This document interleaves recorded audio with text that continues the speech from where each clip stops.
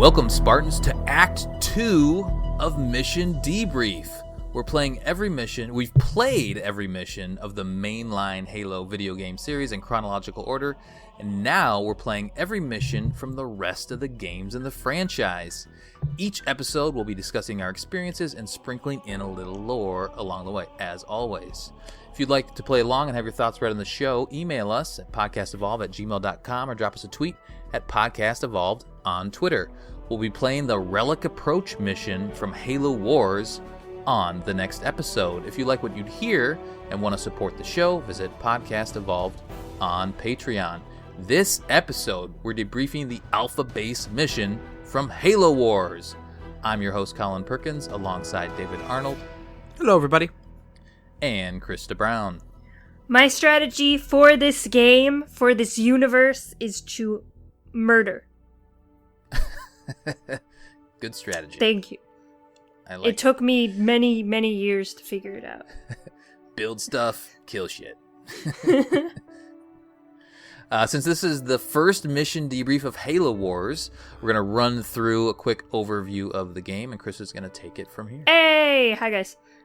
So the developer is Ensemble Studios, and this was their last title before Microsoft click-clacked them. So rest in peace. Sad. Halo Wars There's interesting killed them. history about that. There's interesting history. You should check that out. So the original release date was February 27th, 2009 in the UK and March 3rd in the US. Why are you guys getting stuff before us?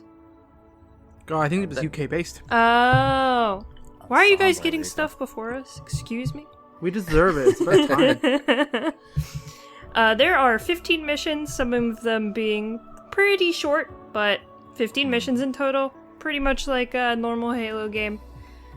So, this is my favorite part. Other games released in the same year, i.e. 2009.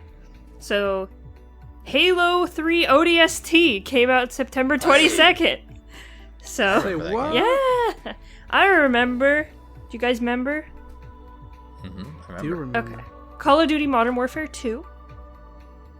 Minecraft, which I'm guessing is the beta Minecraft. Minecraft proper didn't come out till like 14? I don't know. Batman Arkham Asylum. Oh, yeah. Assassin's Creed 2, the good one. Oh, shit, Chris, don't you start no Hey. shit. Get ready for it. Left 4 Dead 2. Borderlands, the original Borderlands. Yeah. The original Hot diggity. Bayonetta. If you like ladies, Bayonetta is great. Uncharted 2. Dragon Age Origins. Guitar Hero 5. Now that's the title I haven't heard from in a while. And Street Fighter 4.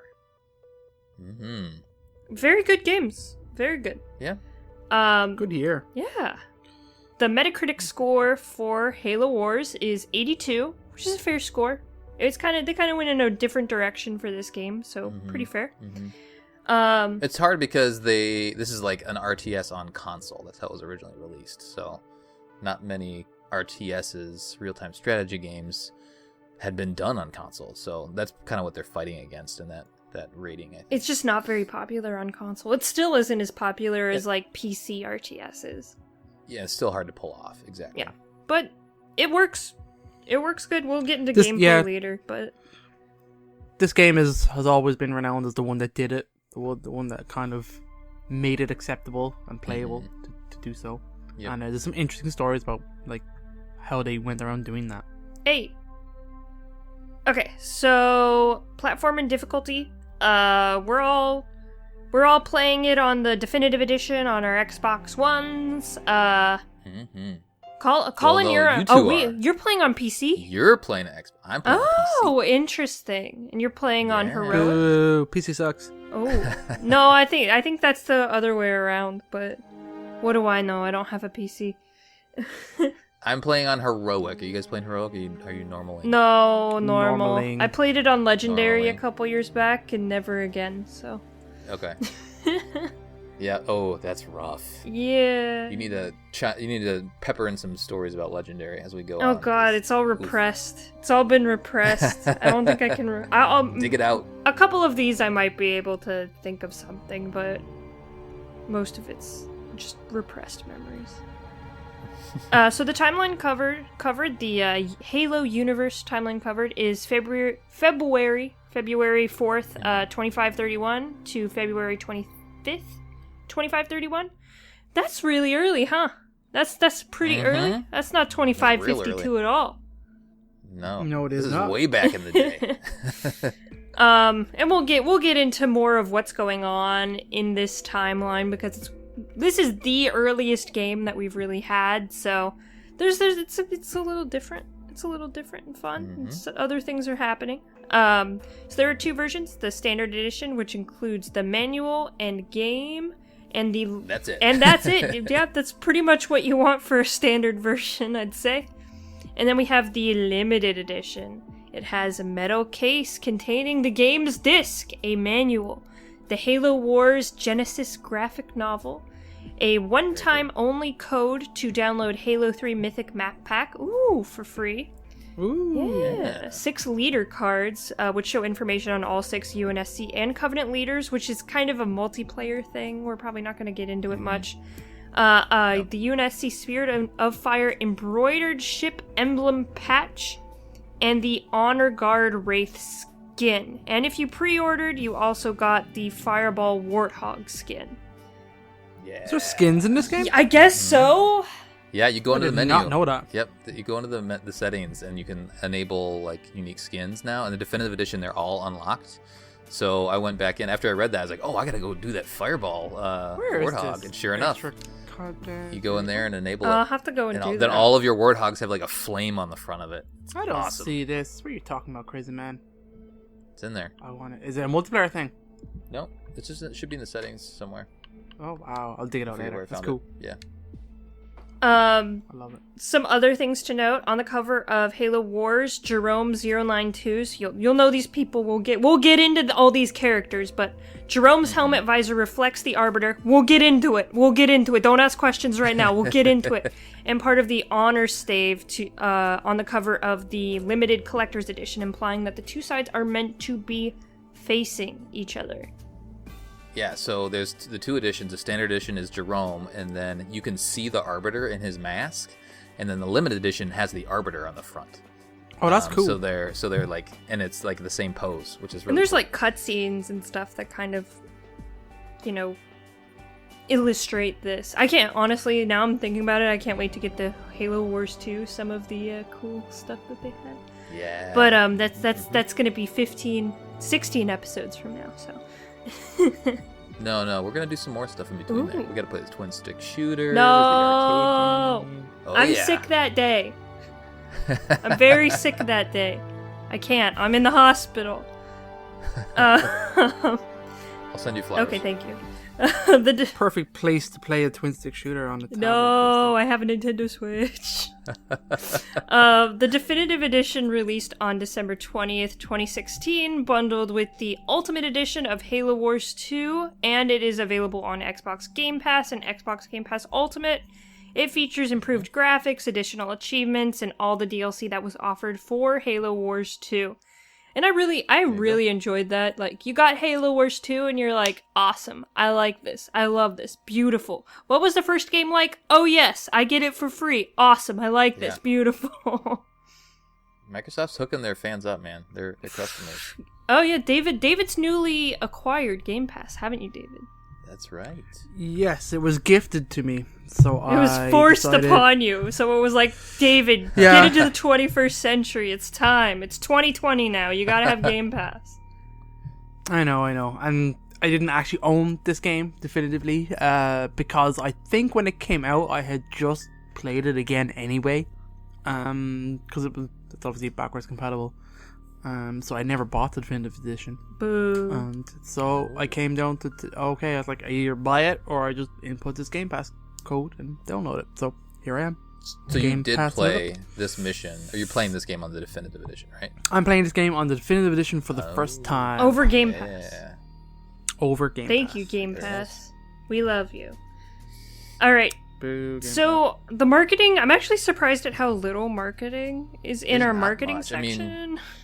unless Halopedia just didn't cover that much, but I didn't find a lot of good stuff. I can't really remember that much marketing for Halo Wars as well. Like, Halo Wars wasn't something I picked up at launch anyway, so I mean, I think they knew that it wasn't going to be as big of a release just because it's a real-time strategy game versus, the first-person shooter games that they really hype up as much as possible, so... I think they just knew that the audience wasn't going to be as big for this. Yeah, but then Halo Wars 2 came, because after this, Halo Wars became pretty beloved with Halo fans and RTS fans and stuff like that. So when Halo Wars 2 was coming out, they're like, let's put a brute in a tie. That's how we're going to market this game. Yeah, it's such a weird marketing campaign. we get to go over that this. game. It's going to be so much fun. But Halo Wars 1 marketing. E3 2008. 5 long years trailer, which is literally just the opening cutscene of the game. I hate when they do this. I hate it. I'm like, I'm gonna see the opening cutscene of the game when I play the game. Give me something interesting and different. But the 5 long years trailer might have referenced the long development cycle for the game. They announced it, I think, way back in a lot earlier than this. So, and then there was a bunch of development struggles. Again, we're not going to get into that, but. So it was probably a little bit of a nod to that as well. The demo released on February 5th, 2009. So about a month out, we got the demo. There was a series of Viadocs explaining how the game works. Pretty standard. There was a Halo Wars launch site that contained viewpoints of the UNSC and the Covenant about the Harvest campaign. And then the story takes place between the events of Halo Wars Genesis, and Halo Wars is kind of what they were talking about in this site. Filling in that gap. Yep, so we have some additional media, which is the Spirit of Fire Archives, a series of personal logs, crew reports, and incident reports centered around the staff of the Spirit of Fire that were written in the months prior to the release of the game, from the lead writer, Graham. It's spelled weird. Graham Devon's personal website. I bet you it's Graham Devine. That's my guess. Yeah. I don't know. That's a cool name. It's a very Devine. cool. Love it. I like Graham That's Crackers Devine, too. yeah. These are admitted by the writer to be basically fan fiction and are not considered canon. Through some elements, have made it canon proper. So. Some more like under the radar marketing, getting people that are hyped for the game, hyped about the lore and stuff like that. Yeah. So there are some books that kind of tie into this. The biggest one is Contact Harvest. It's got Harvest in the name. We're on the planet Harvest. It pretty much just explains what happened prior to this 5-year war when the Spirit of Fire came in. Ghosts of Onyx, Silent Storm, Oblivion, and the Cole Protocol just happen to be kind of around the same time as what's going on here. Yep. And then Fall of Reach, like the beginning of Fall of Reach is around this time too, beginning of the Spartans and stuff like that. So this is just kind of some of the early lore that kind of ties into everything. Yeah, the Cole Protocol was like that. The protocol itself was established right around this time as well, which plays in a little bit to the comic. It's just interesting to note that all this there is quite a bit of lore around the early stuff. Some of it is more recent, but you just kind of have to dig through. So again, Contact Harvest is the most relevant. Yes. There is a comic we talked about before, which is Halo Wars Genesis, which was packed with the limited edition. Very good. I would recommend reading it. It really just kind of gives an overview of why the Spirit of Fire is there, a little bit of background about Cutter, a little background about Forge, a little bit of background about Anders. Serena's in there. It also talks about the Arbiter. Definitely check that out. I thought it was well done.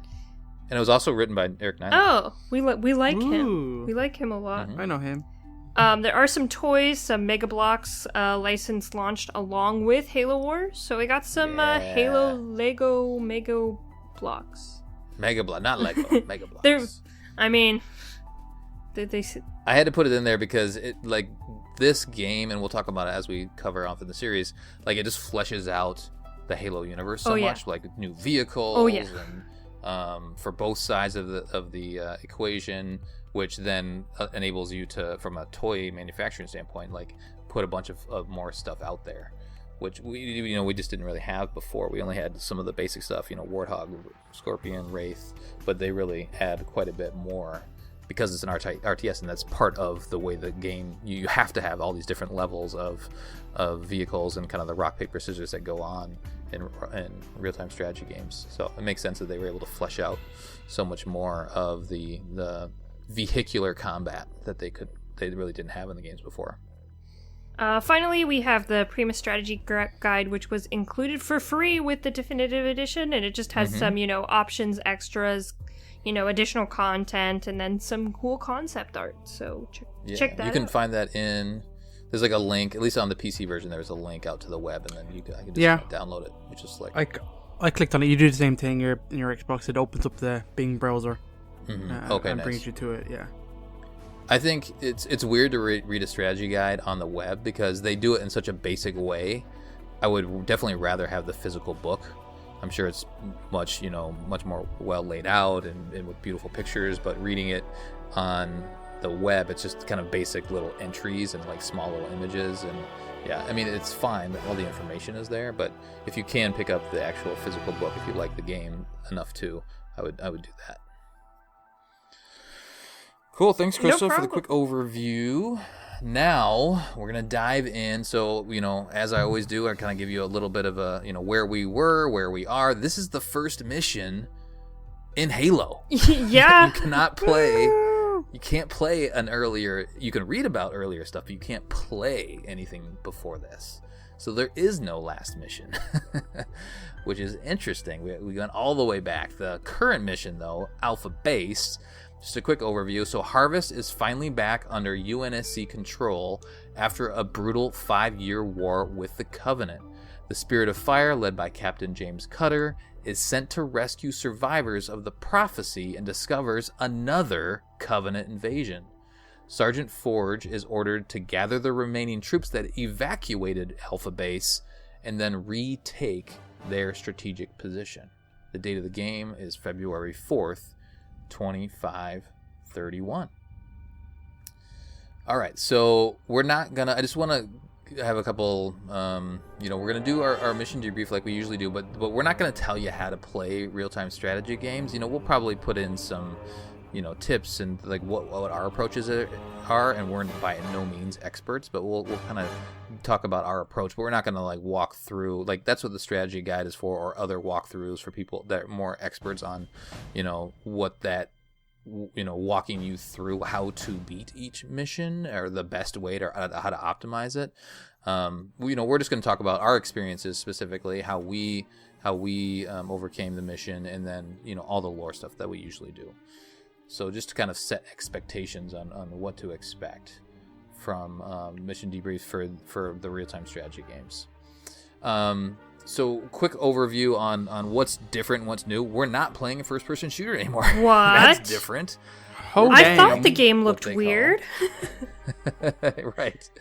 We're playing a real-time strategy game. And as you recall from our coverage on Halo Combat Evolved, was originally supposed to be a real-time strategy game, a top-down isometric view.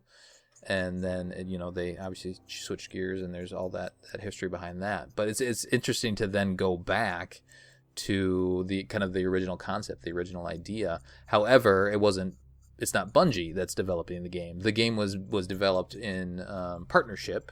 Ensemble created in partnership with Bungie, and there's again some interesting relationship stuff and how that played out, but it wasn't Bungie the one that was actually doing the coding of it. It was this other studio, and this studio is experts in real-time strategy. They created the Age of Empires campaign, or the Age of Empires franchise, and then also Age of Mythology, and so yeah. But again, there's all that history about like Halo War. They were acquired by Microsoft, and then Halo Wars was kind of their last hurrah.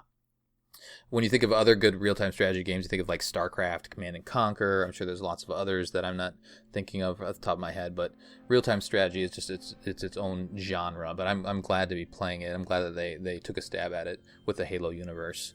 So, you know, you're building bases along the way. This mission, you're not. We'll talk about that in the next mission, but you're building bases and trying to amass your army to complete the objective from each mission. And there's lots of different ways to accomplish that. There's lots of side objectives that you can either achieve or just choose to skip, and that reaches towards a goal, an overall score for each mission. Well, actually, we're gonna talk about our score at the very end after we do our overview of the mission, so that'll be fun to kind of compare. I'm sure since Krista did the legendary run through, she'll probably win most of the time, but it'll be interesting to at least see what our high scores are in each mission. I think it's interesting to talk about. So there's a gold rating, a silver rating, a bronze, and then a tin.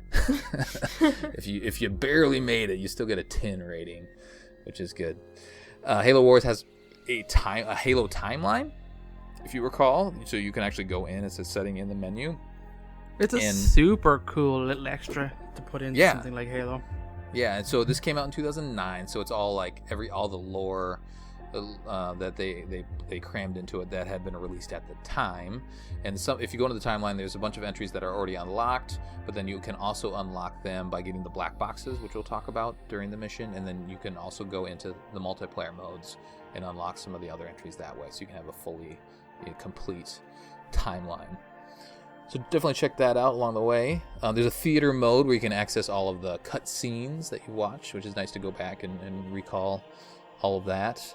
I thought this was interesting to note that the Prima guide breaks the game down into 4 different acts. I'm sure it does naturally break down that way, but there's 4 acts. So mission 1 through 3 is the first act. You know, I won't name them all, but it's just interesting to kind of think of it in that way. The other thing that we haven't been able to do in Halo games is you can save mid-mission. Well, maybe you could in Halo 5. Could you say? I think you could in Halo 5. Yeah. Partway through. Yeah, but the other games you're not. I guess up until this point you weren't able to save just like wherever you wanted. You had to wait for a checkpoint in order to then continue, which is nice, and that's a real-time strategy mechanic. And you know, a lot of times people will, I think it's called save scumming, where you'll reach this point in the game where you're like, okay, I can either do this or I can do this. I'm going to save it here, and then I'm going to go off and kind of try my strategy. If my strategy doesn't work, then I can at least go back to this save point where I feel good about my situation, then maybe try something different. All right, so that covers just kind of a brief overview of what's, you know, our real-time strategy. We want to talk about an overview of what the players are now. So we have the Spirit of Fire. David, what's the Spirit of Fire? What is this? What is this ship? It's a super cool name. That's what it is. Yeah, that's true. So the Spirit of Fire is it was a civilian ship that was retrofitted for a military role. It was essentially like a colony building ship that was supposed to send to a planet, and it would build a colony out of itself essentially and help support that. It has like all these onboard systems for manufacture and creating things from templates and stuff like that. It's really, really, really cool. And it's big, right? It's not as big as the Infinity, but it's not as big as the Infinity. But like, let's say at this point, it's probably one of the biggest human ships we would have ever encountered in Halo. Because to your point, it's got to carry all this stuff with it to. Yeah, it has a crew of like thousands. Do you know what I mean? It has an AI on it, which it needs. Serena is the one for this game, and she's pretty cool. So if you think about like the Forward Unto Dawn and those frigates that we're used to seeing, like it's way bigger than those. Oh, way bigger. Yeah. I'm looking it up now if I can remember what it's actually called. Oh, the type of ship? Yeah. Oh, it's a CFE. It's a Phoenix. I knew that's what it was. It was a Phoenix class support vessel. So it was actually built in 2473, and it's heavily modified. So it's cool. It's got a cool design. There's a cool mission in this game where you get a bit of it, like, but I don't want to kind of jump ahead. So that's essentially. It's weird where like these type of RTS games, you are like the player, generally are like a godlike being creating and manipulating things. I like the way that this game has an in-canon reason to what's happening in that way, that you are, let's say, role-playing as James Cutter in Spirit of Fire in space, looking down at this planet, directing construction and fights and stuff like that. Like that, that's kind of, it's a cool concept to explain what the player is doing in this game. So, well, the player, we're not even Cutter, because Cutter will talk to us. We're like this unnamed commander. I always assumed we were Cutter. No, he'll chime in on those. Yeah, he'll say stuff. So we're the unnamed commander. That's true, actually. That's true. But yeah, that is interesting. I think that they provided a lot of background, and we mentioned it before about why it's there. It was sent to harvest. It was kind of like the tail end of the ships. Like there's all this war that's happened, and then the UNSC is holding Harvest. It was an important planet to begin with, and they wanted to recapture it, but the Covenant just keep on coming, and we'll explain that as we go. But the Covenant just keep coming back, and so they have to continue to repel the Covenant. And if you read the comic book Halo Wars Genesis, it talks about why the Spirit of Fire was sent, why not more military, standard military vessels were sent. So yeah, read through that, and it gives you a little bit more history of it. I mentioned the prophecy that plays into that as well. It's a different ship, but Captain Cutter is the the main player. It's his ship. He's in charge, which we'll talk more about who he is, I think, as we roll through the different missions. But I like Captain Cutter. I think he's a good. He's, I guess, one of the main protagonists. I guess you could call him that. Yeah. He's a good replacement for Captain Keyes. He's another similar. He seems to be cut from the same cloth as Keyes in terms of the commander, and his character does get actually well built in this game, kind of well defined, and even more so in the second game when he becomes more of a character. So he's got some great speeches and stuff like that. You will, if you don't get the impression already, but you will love Cutter by the end of the game. Yeah, he's solid. He's not, I wouldn't call him completely old school, but he has some hard moments. He shows empathy. He's kind of like a dad, He's a good character. Dad Cutter. The AI is Serena, which will interface with her quite a bit. She's got a bit of an edge to her. She's sassy. She's sassy, and she's also different. Not Cortana. She's not Cortana. So she won't go crazy. But her I don't know. She's a little harsher than Cortana. But I think by the end you'll kind of appreciate who she is in the story. Professor Anders, she's an interesting character. Not only is she the scientist, but she was also taken by Oni. Again, this is in the comic book. She was just like taken. She's like, come here. You're gonna work for us now. And she was kind of plopped into this project, and I think they must have known that she was going to be interested in what's going on here. But she was a protege of Halsey. Yeah, and there's like Halsey talks about her in her journal and stuff like that. Yeah, it's cool. Yeah. And she has very similar mannerisms to Halsey too. Like, I just want to research. I want to do stuff. They very much build it up the fact that it's like the case of two people who are very similar, not getting on with each other. That she is very similar to Halsey in that way. Yep, definitely. And then we have Sergeant Forge, who is I think he was actually modeled after, I don't know if this is assumed or if it was actually, I guess quoted by Ensemble, but modeled after Bruce Willis. Oh, yeah. Like a diehard Bruce Willis. Really? Ooh, that's cool. Yeah, I think not only in look, but also just his attitude and his swagger throughout. But he's our main, boots on the ground guy, as we'll see here in this opening mission, and I think you'll appreciate Forge by the end of this as well. So we're gonna skip the tutorials. You can do the tutorials if you want. Go through those. There's some basic and advanced tutorials that you can do, just kind of helping you move it around. It's like, wait a minute, I don't have a gun in my hand. What's going on? Like learn how to play the game first, or you could just jump in.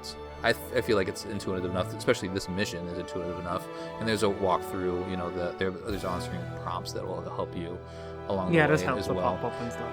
I just want to mention in the tutorial, in the basic tutorial, almost right away, there's a crash pelican. So good. Yeah. They know. Yeah. They know what Halo's all about. Yep, absolutely.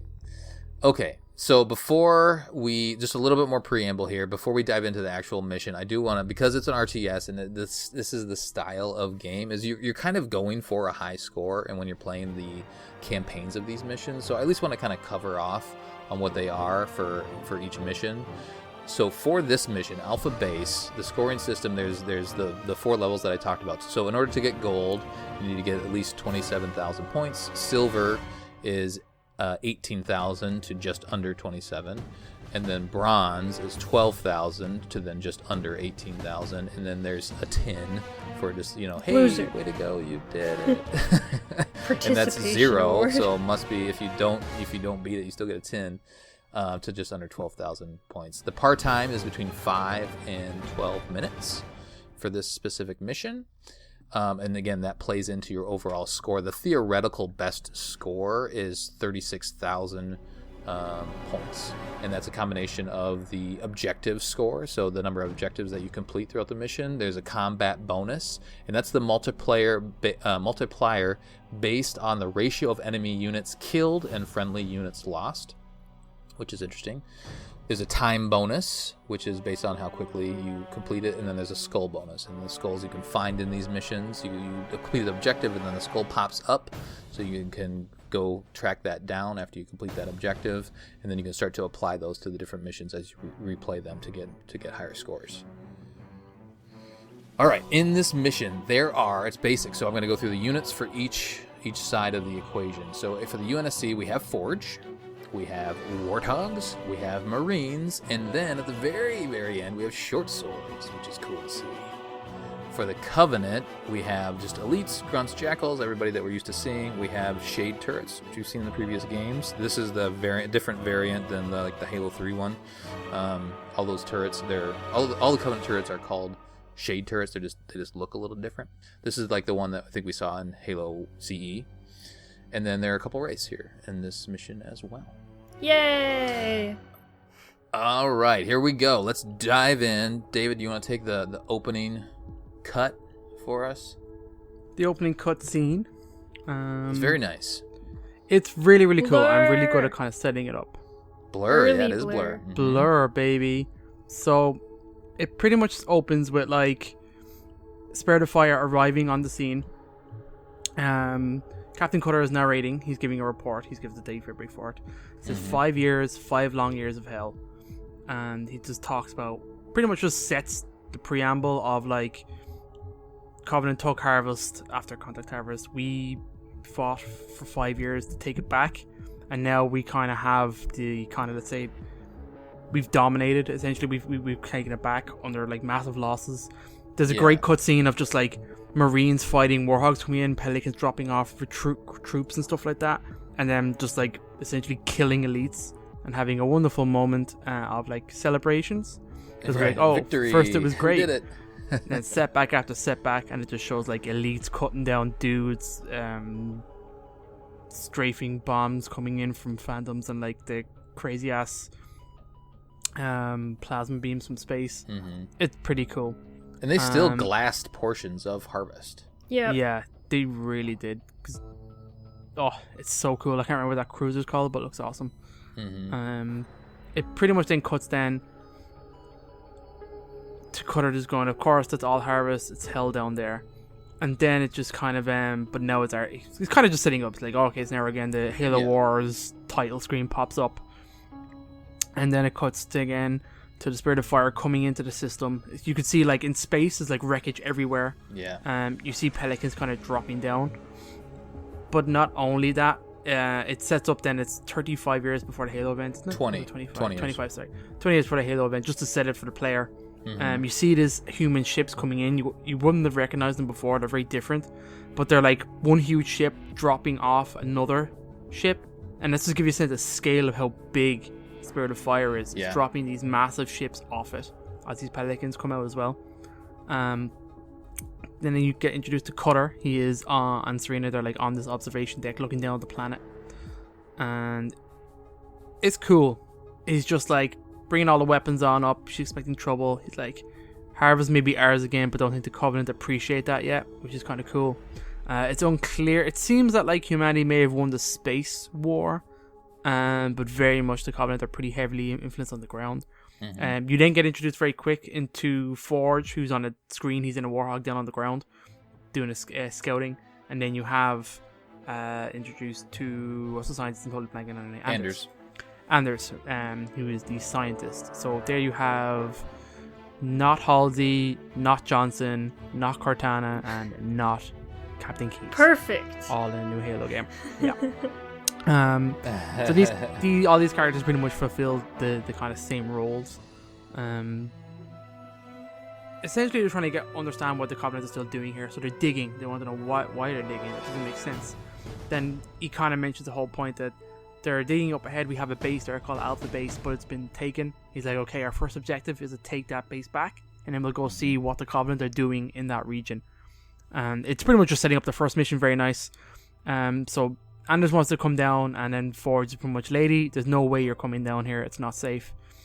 She kind of rolls her eyes and walks out of the room. That's pretty much it. And then Cutter pretty much just gives the thing to go. He just says it might be the key to this whole war. It's worth the risk of investing the resources in this area. And then we cut to kind of a ground. No, that's it actually. Yeah, then it kind of rolls into the gameplay, and you can see what's going on in Alpha Base, and there's a big battle going on. The Covenant are in the middle of Alpha Base, which we'll get there towards the end of the mission. But there's a ton of Covenant there, and they've overtaken. Yeah, so the UNSC has fallen back. They've fallen out of the base, but now it's Forge. It's like, okay, we're gonna go and take it back. We're gonna find the survivors. Let's go. Which is kind of interesting because this mission, you don't build it all. So you're really just going around getting the stragglers that you have left, and then going back into the base that they had just evacuated. Any initial just feelings and thoughts, Krista, as you booted up this game for the first time, or I guess now coming back to it after coming off of you're used to Halo from first-person shooter, playing as Chief. What's going on in your brain right now as you're finally getting into this real-time strategy thing? Halo Wars is always a lot of fun. It's very much more sandboxy than we're really used to, because Halo's it's pretty linear, like the first-person shooter. So in this, you can kind of explore or look around, or there's side objectives and stuff like that. This first mission, I knew coming into it that it was pretty basic, but I started pushing all the buttons on my controller to make sure I knew what I was doing.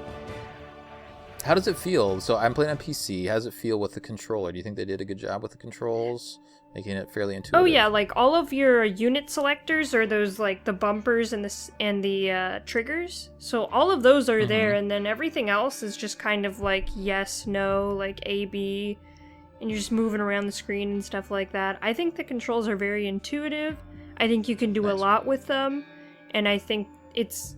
As someone who doesn't ever do the tutorial anymore, I was able to pop in and pretty much know what I was doing. Nice.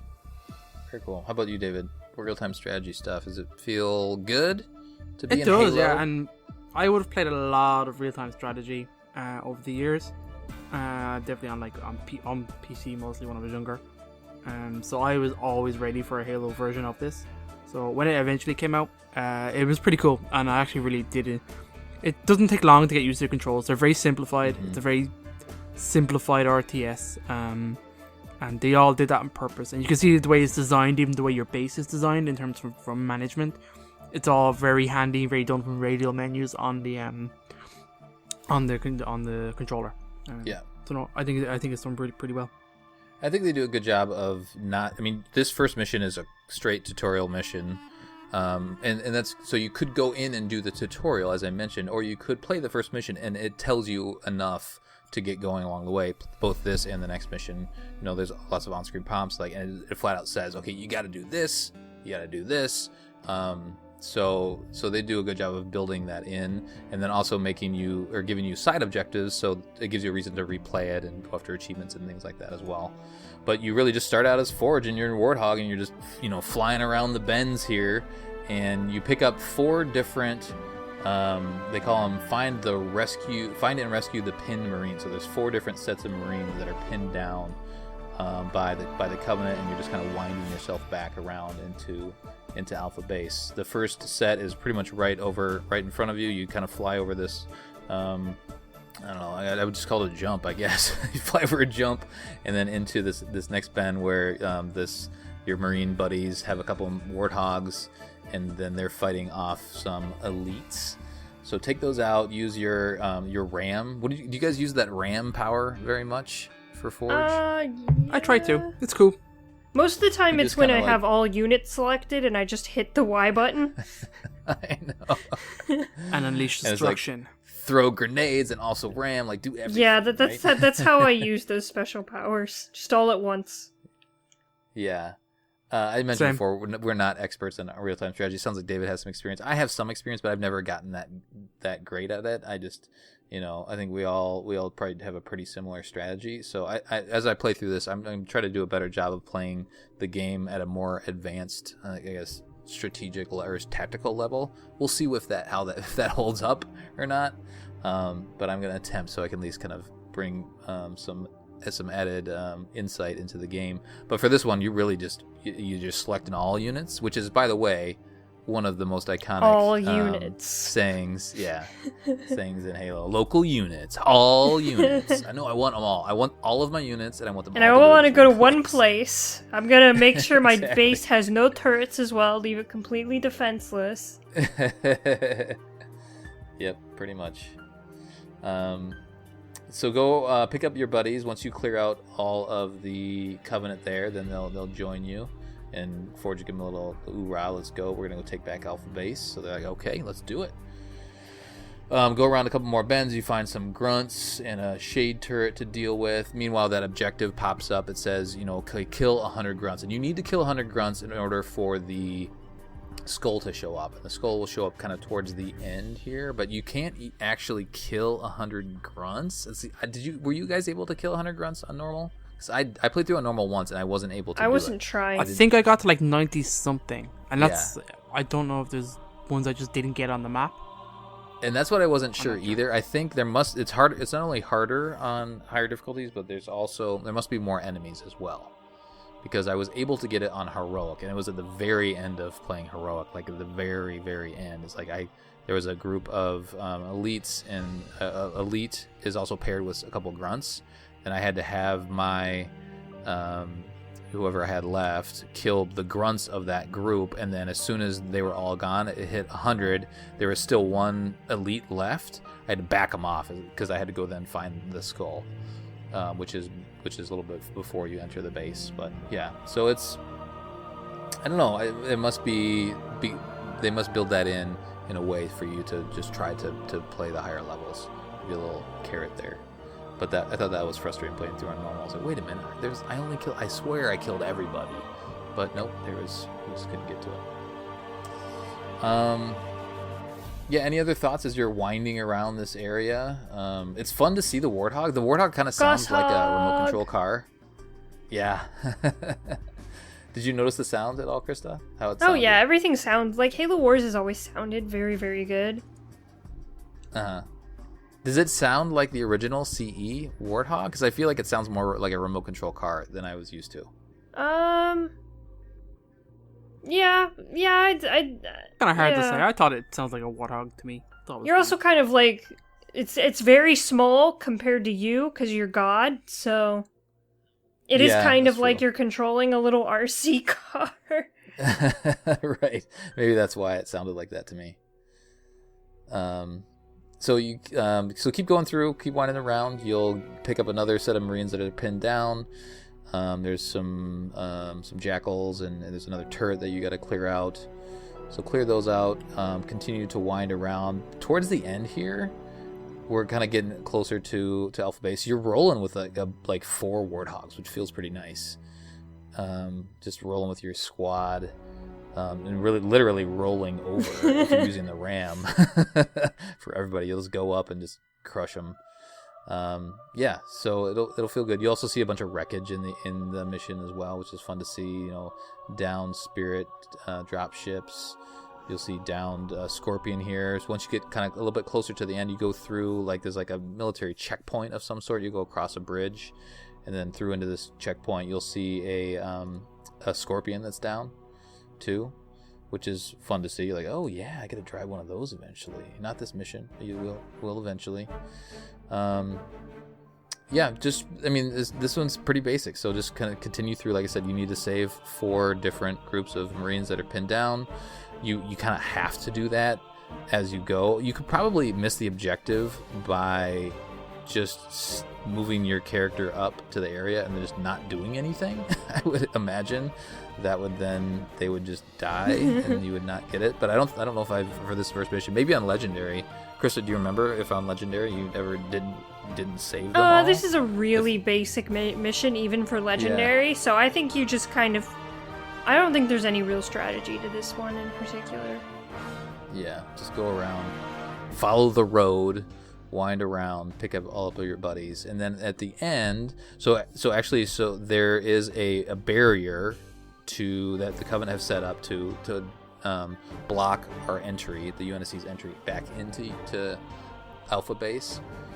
You can only send Marines, and that's similar to the Halo that we're used to, like the early Halo, where you can't drive through the barriers, but the Marines can walk through the barriers. So they need to send your Marines through to take out the shield generator. Once that's done, then you can send everybody in,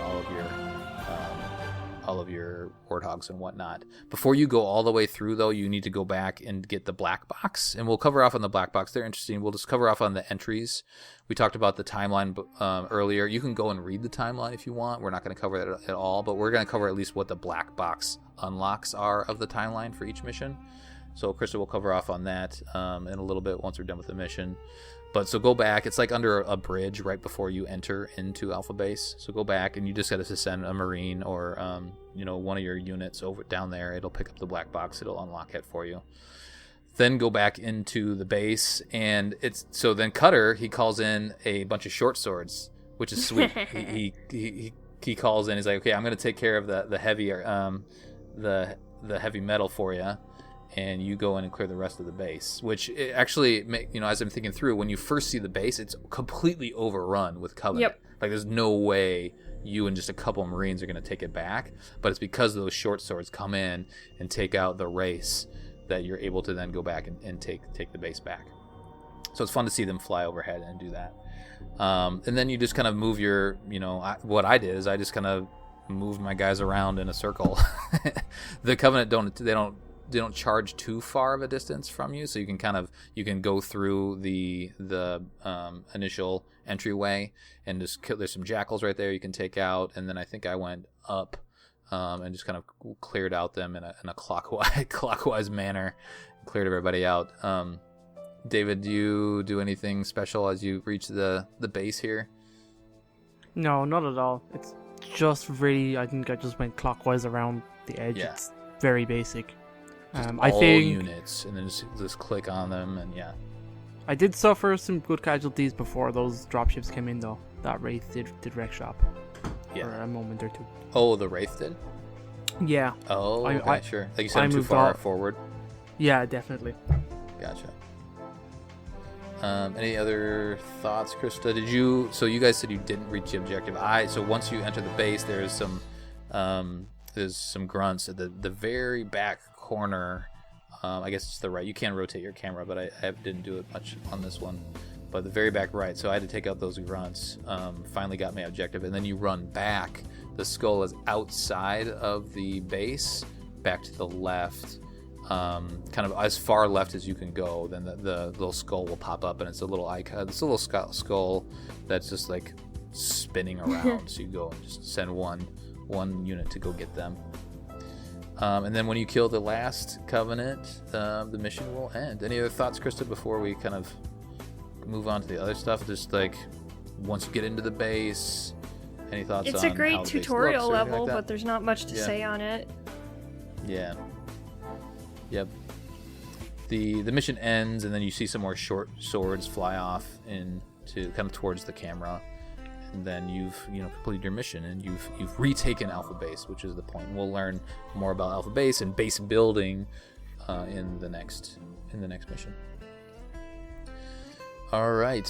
What did you guys get? What was your high score? My score was I played through on normal first, and my score was lower, so those multipliers do work. On heroic, I was able to reach all the objectives, and I got 29,565. David, what was your score? Mine on normal, making no effort whatsoever, was 26,267. Yes, first place. Krista, kick it. I got 33,930. Oh, ouch. Nice, and that takes into consideration your legendary, right? I think so, yeah. I'm scared to try this on heroic and then also with skulls on. I feel like that's going to be a little difficult. Oh, by the way, I didn't name what skull we got. So we got the Look Daddy skull, and the effect is when grunts die, their methane tanks always shoot off. Oh, that's so it's fun. more just like a visual, more of a visual one. Doesn't make it any harder, but I think I'll probably turn that on. And then in the next mission, I'll just give you a little preview. You get the Grunt birthday party Yay! skull. So those two fun skulls you get to unlock right away. All right, good. So yeah, that's the mission. We'll cover off on the intel. I guess now is just the black box. Krista, what do you have on that? Or actually, is there other trivia? Let's do trivia first, as we normally do trivia. Any of the fun stuff, David? There's a lot of stuff because this is the first one, so it's like just general stuff about the game. Okay. It's the first ever Halo game to get a T for teen rating. All the rest of them were to be downgraded for M for mature. So this was the first one to do that, which nobody really took notice. I don't think. Prior to developing Halo Wars, Ensemble Studios were experimenting with console control schemes using a modified Age of Mythology engine for a completely different project. So this was essential at the time as real-time strategy games were unable to provide control schemes, like we said. Apparently, the studio concluded the experimentation with the concept of centralized user interface system and settled for micromanagement and base building and restricted resource gathering and management to bases. So that's the very specific thing that makes this game work, because how your bases work, essentially. Yep. So apparently about a year later, these concepts were presented to Microsoft, and they strongly insisted that it's rebranded as Halo. So this is where some of the kind of cracks started to show. So they doubted that an RTS game on console would be worth doing unless it had a big name, and Bungie didn't have the manpower to do it. So essentially they took the Halo IP and gave it to them, and Bungie were not happy at that at the time. Also, there was apparently two different units. So one called a Sangheili Heretic Creep unit, as well as a Rogue Cyclops unit that was supposed to be in the game. Before they conceived the idea of this might be spoilery stuff. Yeah. I won't go into that one. Well, we'll leave that one for later. Generic, but still, we'll talk about that. Do you want me to do it? Yeah, okay. Nah, we'll talk about it later.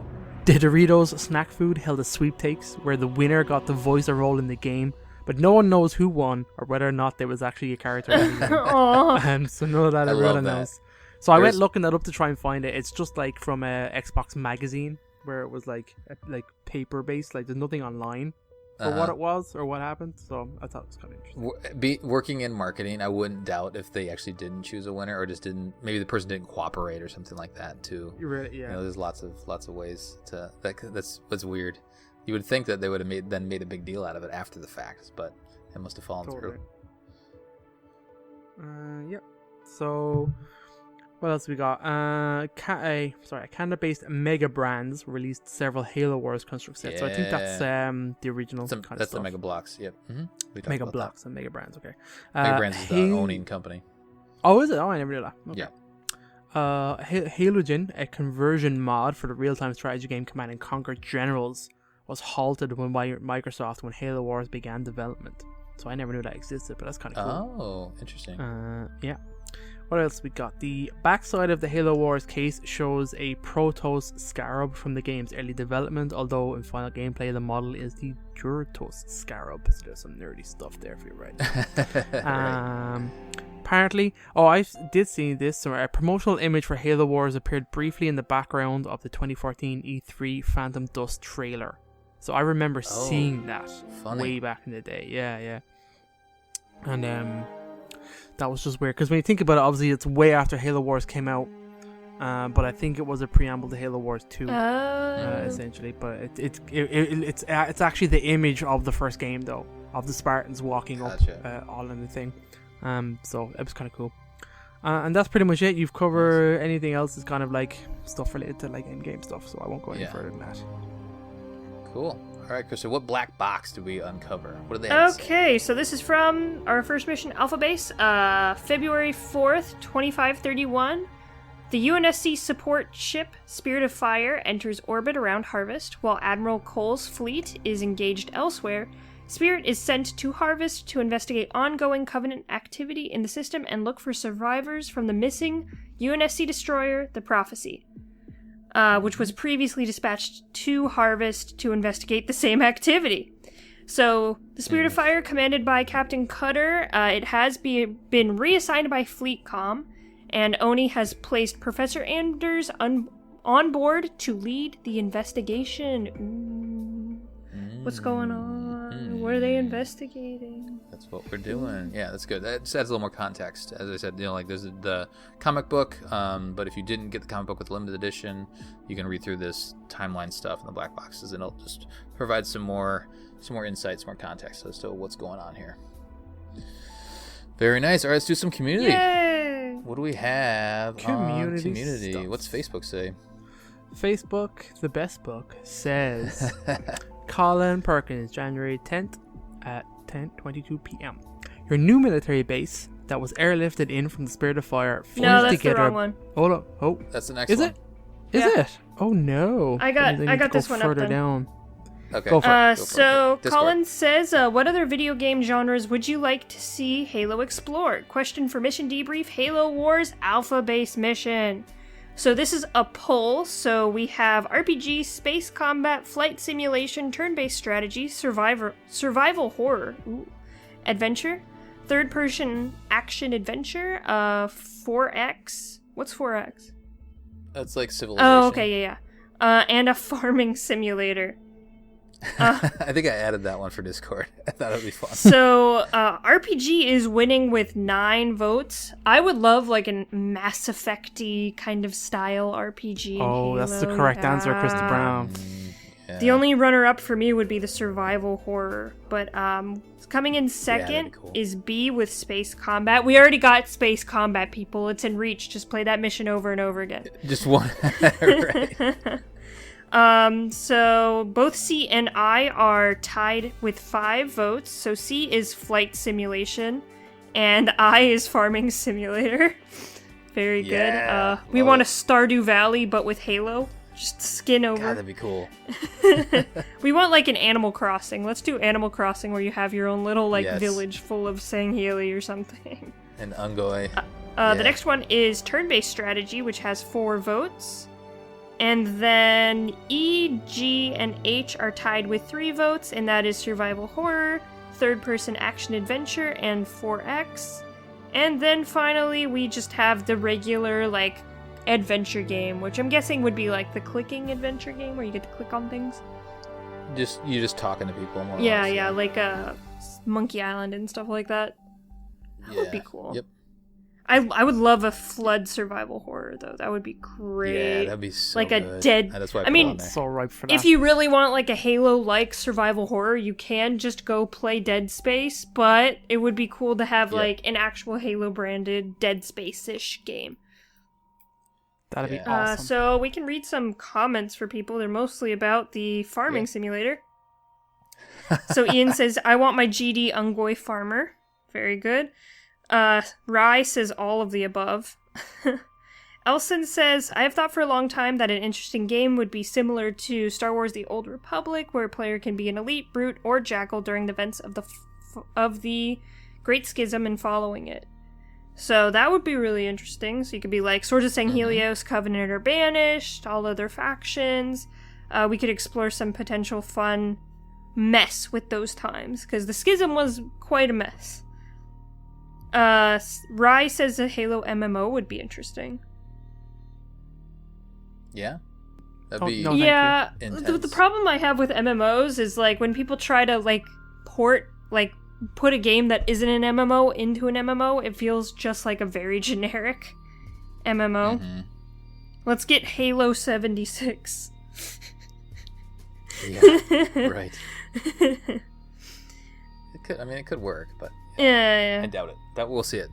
And that's Cool. about it. That's all I got for Discord. All right, David, you find the right one? I do. Apologies. I got it. So the poll for Facebook is a little bit different. We have RPG at the very top with 31 votes. Whoa. Everybody wants that RPG, baby. Yeah. Again, essentially, it would work so well. Everyone knows it. The Mass Effect formula would be amazing for Halo. I think also the Fallout one would also work really well. You could do something similar to like Outer Worlds with Halo. Oh, Fallout. I think. Mm-hmm. Yeah, that kind of. You can do some insurrection I say stuff Fallout, with yeah. that. Yeah, for sure. Space Combat came second with 16 votes, so everybody loves some space combats. Survival Horror come third with considerably less, with 3. Then we have Turn-Based Strategy, Flight Simulation, Third-Person Action Adventure, Telltale Style Walking Sim, Oh. and the very last one is more like Fireteam Raven. One person UK wants some Fireteam Raven. Nice. So yeah, pretty much I mirror what space combat would be cool. Survival horror could work really well with the Flood as the enemy, and the Dead Space idea is fantastic. I mean, come on, between that and maybe a BioShock style thing. Ooh, yeah. It'd be really. Oh, could cool. you imagine like that? One of the books has like this abandoned Forerunner city. Could you imagine like a flood-infested Forerunner city that you're kind of like trying to survive in? Ooh, That'd be super yeah. Hell cool. yeah. Mm-hmm. Oh, I mean, I was gonna say, I personally like turn-based strategy. That's like one of my favorite genres because it gives me a chance to think. And I don't know, I'm a little slow on this stuff sometimes. I just need to I like being able to. I'm a big Civilization fan too, so in that you get a chance to like really plot out what you're gonna do in the next move. Although I don't think real turn-based strategy fits well with what Halo is. Yeah. Like real-time strategy makes way more sense for Halo. And we're recording before the Gears of War turn-based strategy is released, but that game makes more sense for Gears of War, whereas real-time, Halo and real-time strategy makes perfect sense. So that's just like a pipe dream of mine, is some sort of a turn-based game for Halo. Can we get like Halo The Sims, where you can like one of your professions can be crazy doctor, and you just go around to other Sims' houses and steal their children? And then you have to like making AIs. Yeah, you have to like grow. You have to Take like them back to make the them lab. Spartans and go through the process and stuff like that.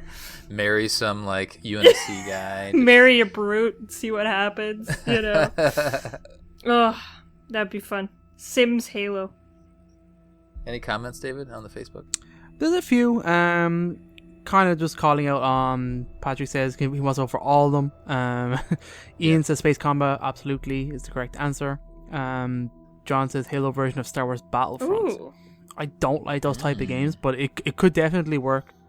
Patrick Bernson says officials combat RTS, like the Sins of the Prophet mod, or at least controlling a capital ship, but pretty cool. Fallout version of Halo, says Manny. Again, that would be actually really cool. Sabrina says she wants a game with Veta and her ferret team. They'd be really cool. Oh yeah, as their own with game. Ferret Team. Jesse is the one who always wants a Telltale style game. David says Space Combat. Imagine if the Covenant invaded the world of Elite Dangerous. Oh yeah. I never played that game actually, but I know it's kind of a space sim. Mm-hmm. And Brad finally says Space Battles would have been in command of UNSC fleet fighting Covies, or even better, Covies glassing planets. That's Yeah. pretty sick, Brad. That's pretty sick. That would be, yeah, there's lots of ways, and I didn't even mention, so this is all video game stuff, I didn't mention, there are some tabletop games that have been really, like, officially licensed tabletop games. Yeah. Most of them have gone defunct and aren't supported anymore, but there was the, I think Fleet it's called Battles. Fleet Battles, and so that's, like, the space It's kind of like combat. Warhammer, right? Yeah, yep, tabletop, Kind of, it's yep, and you're rolling more like- dice. X-Wing is a big game for Yep. that. A Star Wars one. It's kind of like that. Yep, and You you're have positioning ships. your ships, and you literally use a ruler to position them and to decide who you can you can interact with and fight, whatnot. And there's two sides. There's a Covenant side, there's a UNSC side. They also did a ground command, which is the same type of game, both produced by Spartan Games, which is just a happy coincidence that they're named Spartan Games. But since they folded shop, like that company went bankrupt, and so those tabletop games aren't around anymore. You can still find them out there on the web, on eBay, or Amazon might have some, but they're probably way overpriced. You can probably find some on eBay, or there's some like groups, some fan groups that are keeping those games alive. So if you're interested in tabletop gaming, you can check those out. There's also like some card games that are, I actually own them. I don't think I've played them yet. There's like there's a gunfight one. What's it called? Bang. Halo Bang. I had never played it before. But I think it's that base game is good. It's just called Bang. And you have like, weapons and things like that you're playing. I think it's more of a fast-paced game, but you can check those out. I'm trying to think of other games. Oh, there's a Halo interactive strategy game that was produced kind of back in the Halo 3 days. That it's actually a board that it has a board, and then there's like some structures that you build, and there's little Covenant and USC pieces that you can move around. There's squares, there's dice, there's cards. I think I have that. I might have that. Yeah, it's at my dad's house, like halfway across the country, but I think that's the game I have that's been in a closet for years. Yeah, and there is a CD, there's a disc. It'll still work on on your Xbox. You can put it in, and when you reach certain points, you like go and consult the disc, and there's like some little video of somebody talking to you and giving you some orders and things like that. It's interesting. I still haven't played it. I'm waiting for my boys to get a little older before I break that out. But, and also you can take games like Dungeons and Dragons and stuff and implement your own characters and genres and stuff like that with those base rules. And I'm sure you can probably find like fan-made like monster manuals and guides and stuff like that you can build off of. Definitely. Yep. Yeah, not a whole lot of licensed stuff that outside of the video games. There's some, but yeah, to your point, I'm sure this community is great, so I'm sure people have come up with all sorts of fun stuff. Okay, I think that will do it for a debriefing of the Alpha Base mission from Halo Wars. On the next episode, we'll be covering Relic Approach. Send us your thoughts at podcastevolve@gmail.com or drop us a tweet at podcastevolve on Twitter. You can also support the show by visiting Podcast Evolved on Patreon. Until next time, evolve. Evolve. Evolve.